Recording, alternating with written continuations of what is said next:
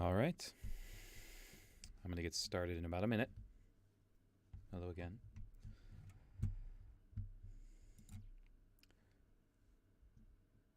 Please let me know if everything sounds okay. I remembered after yesterday's meeting that I got this really nice mic, so I don't have to use this thing. I got this mic when I to record myself playing music, so this is a much better option for live things. All right, we'll get started in about 2 minutes.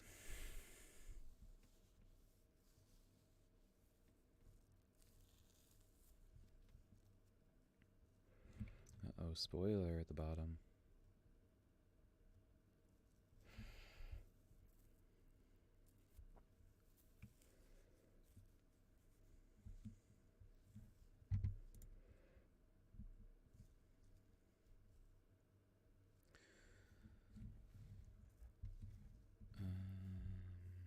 What am I doing? Wrong monitor. There we go. Oops. That was my desktop. Okay. There we go. Nothing embarrassing on the desktop. Maybe some tax documents, but I don't think I keep my social security number up there.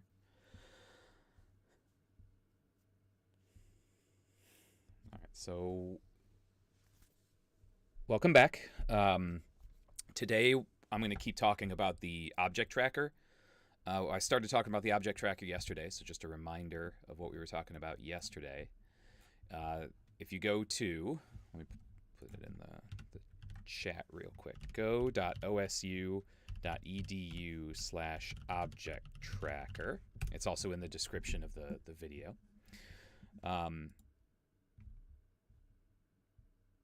Yeah, whatever. There. What you'll see is what you see on the screen behind me. You hit play.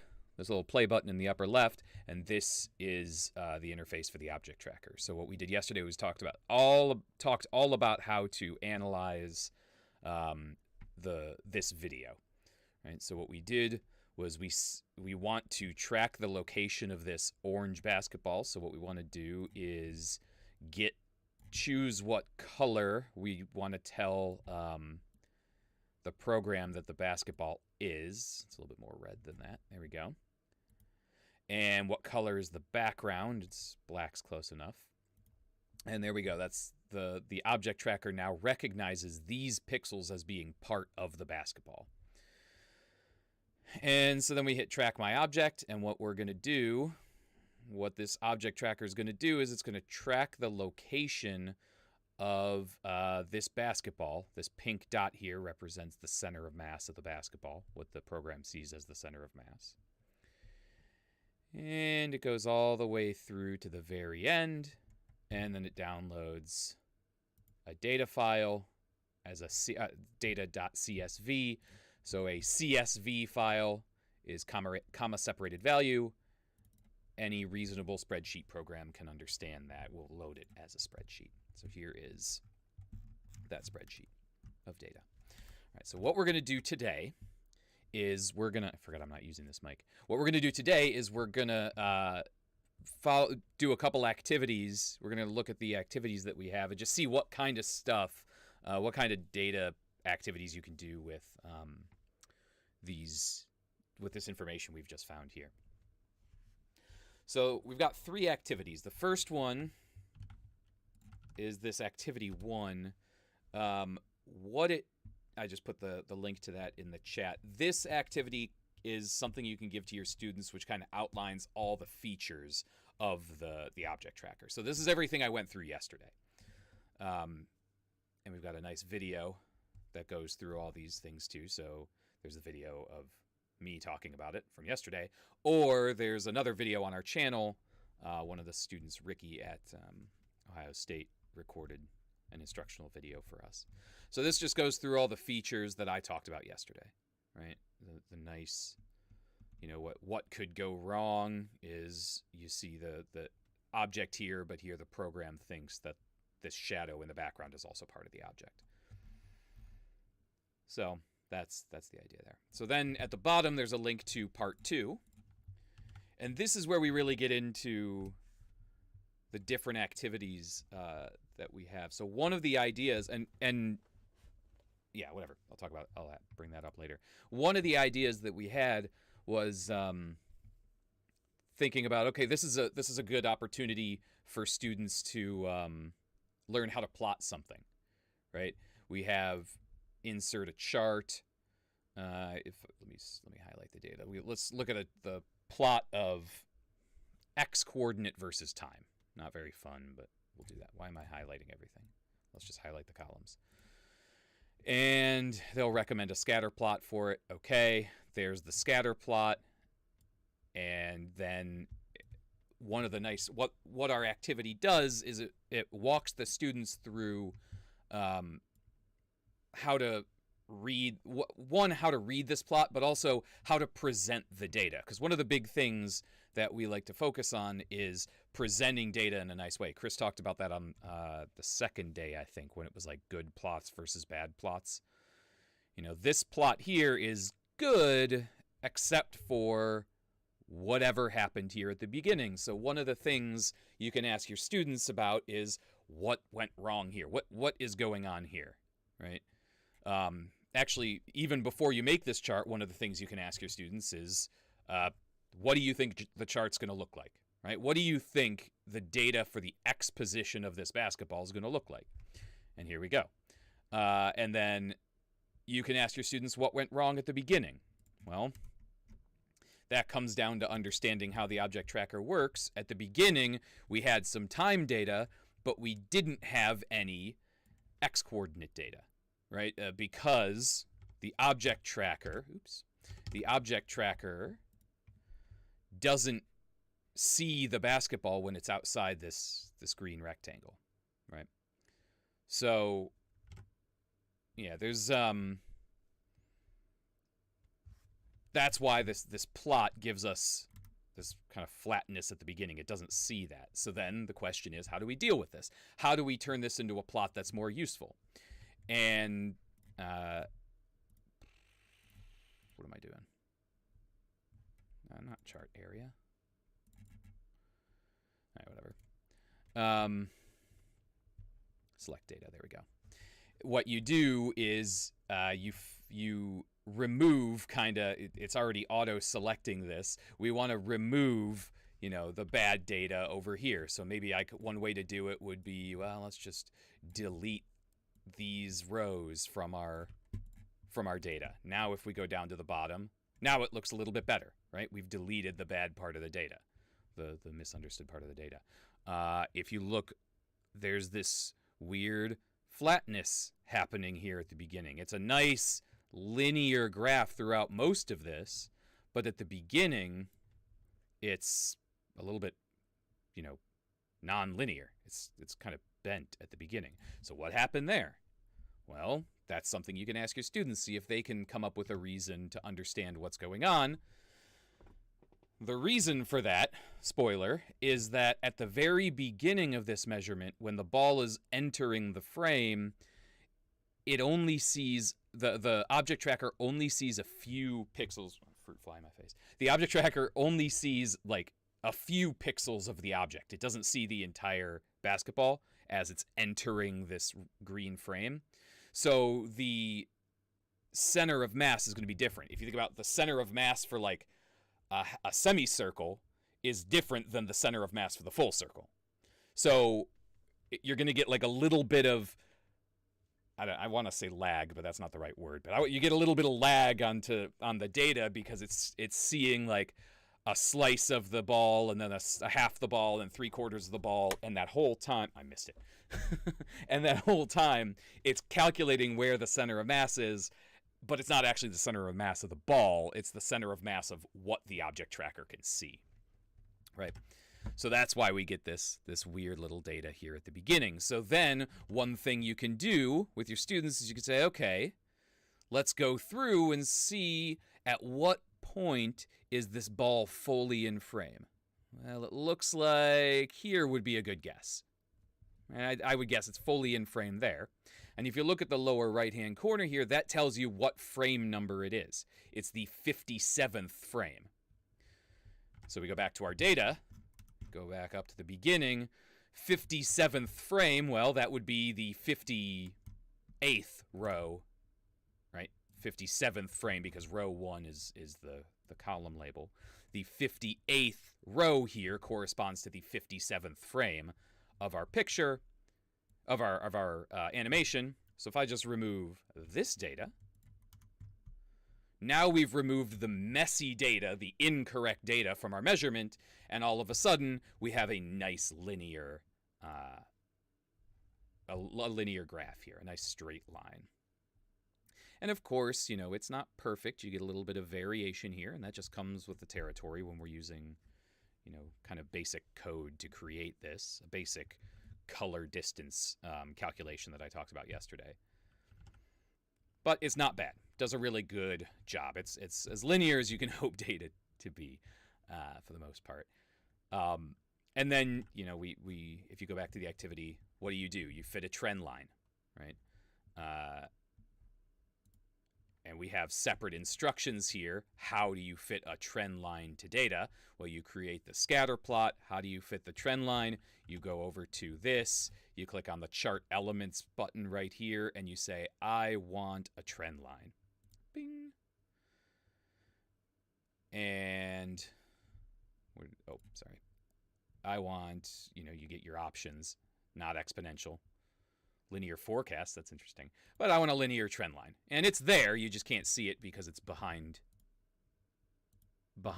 because my data is so good. Oops, I just changed the background. My data is so accurate, you could kind of see a little bit of the dotted line right there. I'll make it orange and very thick. Let's make it there. There's the trend line. That's a little too thick. There we go. Now you can see it. It's in orange.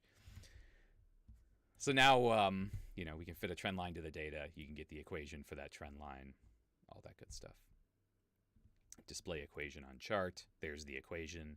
Display the R-squared value. If, you're doing a statistics class, you want to go that deep and talk about R-squared, just how accurate this measurement is, what we hope it should be. All right. So that's the idea. That's some of the basic stuff you can do. That was X versus time. You could do the same thing with Y versus time. But what if I want to do Y versus time? Well, let's go back up to the beginning. We'll take columns A and C. We will insert the recommended chart. Scatter plot looks good. There's our data. And then you can do whatever you want. It's not even part of the activity, but what would happen if I tried fitting a linear trend line to this? What does that even mean? Well, this shows that straight lines, linear trends aren't always the best predictors for things. All of a sudden now, this can be used in an Algebra 2 course when you're talking about polynomials, right? You're introducing polynomials in your Algebra 2 course, and you want to give a hands-on example of a polynomial function. Here's a polynomial function. Kinematics is always a good go-to for that kind of thing. And here's an actual example where they get a set of data that follows this polynomial path. And so that's one of our goals here, is to be able to talk about, where can this be applied in different settings? Where can you use these activities in a variety of settings? So you can use it in a physics class when you're talking about kinematics, if you want, an activity where they're supposed to measure the location of an object and see that actually, this does follow. You can have them come up with the kinematic equations first, and then go with, trying to do two things at once. I can't. You can have them come up with the kinematic equations first, and then show that actually, this does follow pretty close to what the predicted kinematic equations would be, right? This is half of gravity, ish, 9.8 over 2 right there, negative 9.8 over 2. Here's your initial velocity. Here's your initial position, right? So the initial height. is what I meant to say. So yeah, this is useful in those kinds of situations where polynomials might appear. So it'll be good for physics. It'll be good for algebra courses where you're talking polynomials. And then, once you've taught, what you could do is either, kind of two ways to approach this. Either have your students, theoretically figure out what the kinematic equation should be by determining the height, what should the height be? What do you think your initial velocity is? Something like that. Maybe if you could get more precision there. And then see if the data matches what their prediction is. That's a fun way of doing it. Or you come up with have them do this activity, have them create their own video, right? Like I was talking about yesterday, they could create their own video and then use the object tracker to come up with the data set, come up with a plot like this, create the trend line, and then use this to explain the kinematic equations. This is, 1/2 AY. The acceleration due to gravity is negative 9.8. Half of negative 9.8 is around negative 4.6989. Not exactly, but close. And then have them figure out what was the initial velocity, right? And did we get negative 9.8 meters per second? Well, let's see. Let's arithmetic is hard. Negative 4.9689. 4.9689 times 2. No, we didn't get negative 9.8. We got negative 9.9378. Why? Well, it's because a variety of reasons, but one reason, there's a little bit of fluctuation in the data, right? These dots aren't perfectly lined up. There's a dot that's a little bit off. It just happens, sometimes it might be detecting, at some points it might see a single pixel as part of the object, and then the next frame that corresponding pixel is no longer part of the object. And that, might mess up the data. Another reason, this meter stick here on the bottom isn't, exactly the same distance from the camera as the basketball is, right? It's closer to the camera than the basketball. So perspective-wise, it's a little bit longer than, 1 meter for the basketball is a little bit shorter than 1 meter for this ruler. Ideally, we would have put the ruler right in front of her. Maybe I was a little bit off with this measurement rectangle I had, right? The measurement rectangle, the R and T, this R and T, maybe it's not perfect. Maybe I was a little bit off, and I have to do it again and get different data. There's a variety of different reasons, and then what you do is you have your students create the video, you have your students analyze their video, and then you say, okay, next time, what could you have done better? What could you do better? If you were to run this experiment again, how could you make it more accurate? How could you make the measurements more accurate? How could we make sure we actually get 9.8 in it? Or negative 9.8 for gravity. Okay? So those are the really basic activities you can do with talking about X value, Y value, that kind of stuff. If you want to get a little bit more complicated than that, you can go to Object Tracker Part 3, Velocity versus Time, and now instead of having them figure out rather than having them come up with just a position function, what you could do is try and have them figure out a velocity graph, a velocity function. So how could we do that? Well, there's a few different approaches to it. One way we could do that is we could, it's all going to be the same idea. What we can do is we can create like a Vx and a Vy column, and we're going to calculate what the X and Y velocity are. And this is a good way to teach your students how to use functions in Excel. So the basic, like a really basic function. If I want to calculate what the velocity is over the first few frames of this, what I'm going to do is I'm going to take the change in position over the change in time, right? So one way to do that is, let's say, let's go with the position in the next frame. So here's the X position from frame 3 minus the x position from frame 1. And I'm going to divide that by the time at frame 3 minus the time at frame 1. And that's not the only way to do it. I could have gone 2 to 1. I could have gone 3 to 2. Right? There's terms for that I forgot that are slipping my mind right now. But this gives us an estimate of the x velocity of the ball, the horizontal velocity of the ball, right? It's change in position over change in time. And this is in meters per second. So, hold on, let me actually say what I'm doing here before I do it. Change in position over change in time, and I want to do that for the next one. Well, one way to do it would be type it in again, right? You type change in position over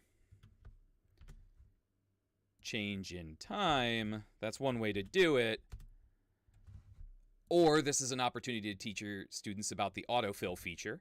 You know, click that little square in the right corner, drag this all the way down, and all of a sudden, we've now filled in the x velocity throughout this whole thing. And now we want to plot that. So what is the x velocity versus time? Well, recommended charts. Now you get some crazy scatter plot of data. Looks like it doesn't really show anything, but there is a very rough linear pattern here. And then you can ask your students, what's going on? Why is this, why is there so much noise in this data? Well, one of the reasons is because the y-axis is not that big, right? It's only ranging from 0 to 3. So like a large gap from here to here, this bottom dot to this top dot, is really only a difference of about 1 1/4 meters per second. I guess in the context of a ball moving, that is kind of significant, but it's you can ask your students, why does this happen, right? Why do we see so much fluctuation here? And again, it's because we're doing this stuff with counting or calculating locations of pixels. It's not going to be a perfect data set. But then you have them calculate the trend line anyway. You have them, we see this linear trend line. What's happening here? We get this equation, negative 0.2657, and before I came up with that, you could ask your students to predict, what do you expect this value, this coefficient of x to be? Well, this coefficient of x should be the acceleration of the ball, right? According to the kinematic equations, that's the acceleration. So that means we hope that the acceleration should be close to 0, right? It's not accelerating or decelerating except for air resistance, so we would hope it's close to 0. We could do the same thing for velocity in the y direction. You can calculate velocity in the y direction. I'm going to do this. It's not going to do the right thing for me, so I have to change it. C over A. Shortcutting myself. So we do the same thing for velocity in the y direction. We autofill this whole thing in. And now we can ask the students, what do you expect the trend line to be in this equation? What do you expect your data to look like? Well, the kinematic equations for velocity say it's acceleration times time plus initial velocity, right? So it should be linear. Hopefully it's linear. And it's roughly linear, yeah. Better than the previous one. Uh-oh. Oh, that's, I see what happened there. Okay, yeah. This last dot here, it's because I dragged it down too far. I had to calculate, there is no next cell here for it to get data from. My bad. So delete that. There. Now the picture looks better. And you have them come up with the trend line for this. Linear trend line. I got to double click on that. There we go. And we show the equation for that, and it's pretty close, negative 9.433. Pretty close to negative 9.8. So it's a good opportunity to give a real hands-on interpretation or a hands-on way of approaching kinematic equations. Right, it's a great way to introduce kinematic equations if you're doing a physics course. It's a great way to talk about linear equations If you're in, say, an Algebra 1 course, you have linear position in the linear velocity in the y direction, linear position in the x direction, or I lost my polynomial. I think I deleted it. Oh well. Or if you're doing polynomials in Algebra 2, you now have y position where you can talk about a polynomial equation. So it's useful in a variety of different contexts. As Chris mentioned, we're really hoping we're really trying to do a lot of this stuff around the physical sciences, because that's, Chris and Chris's background. He's a physicist, so whatever. And Julie too, a physicist. I'm a mathematician. Let's see. I believe that's all I wanted to say about this. There's plenty of other opportunities for using this in the classroom. I think it's a very basic program.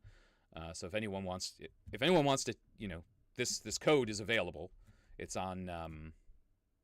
Here's the actual. Oh, nope. Here's the actual functions. Here's what's the actual meat of the code. So if you click on the object tracker, you can access this code. The code's all there for you to use. If anyone knows JavaScript and wants to play around with this, feel free. If you have any improvements you can suggest, if you want to give us some improvements for us to update it, let us know. We're happy to include things if we think they'll be useful. But yeah, that is all I have. Let me check the Discord, see if Chris or Julie have anything they want to tell me. Otherwise, and big spoiler, we have on the YouTube channel a couple of Object Tracker videos. We have Object Tracker 1 and Activity 1 and videos for Activity Part 1 and Part 2. There is no video for Part 3 yet. That's just because I have to render it and upload it today. So that will be ideally uploaded by the end of the day. All right, so if not by the end of the day, by the end of the weekend. I'm going to do it, finally. All right. So if there's nothing else, no other questions, I will see you. Someone will see you. I don't remember what we're doing on Monday. I don't have to check the schedule, but someone will be here Monday with a new video on all the good STEM coding stuff. So thanks for tuning in. Chris mentioned in the chat, I forgot. If you record a video, or one of your students records a video for this object tracker and you think it's awesome and you think it would be really useful, send it to us. We would love to have like a repository of cool videos. Right now we've got this basketball one and this tape one I showed you yesterday. This blue tape one. So, let's see. I forgot the buttons. I always forget the buttons. W and E. Why is it not working? Do I have caps lock on? Oh, no, I didn't actually click on the screen. That's why. W and E. Manual color select. Let's go blue. Background is not black. It's white. Track my object. I've never actually looked at the data for this. Like what data set we get from it. I've done it a few times, but I've never actually looked at the data set. So here it is. We've got our position in Y chart. Looks great. Look at that. You can't ask for much better polynomial graph than that. Of course, you'd have to get rid of some of the messy data, like the object. Ooh, wrong button. The object out of range originally. That's interesting. Where's scatter? I don't know. Oh, there it is. XY scatter. Oh, did I highlight too many things? Oh, it's plotting time versus time. Whatever. I don't care. Oh, I highlight. Whatever. Forget it. I highlight too many things in that. And now I just deleted my data. Doesn't matter. This is so. Anyway, if you have a good video, send it to us. That would be great. All right. That's it. I said bye 3 minutes ago, but bye for real this time.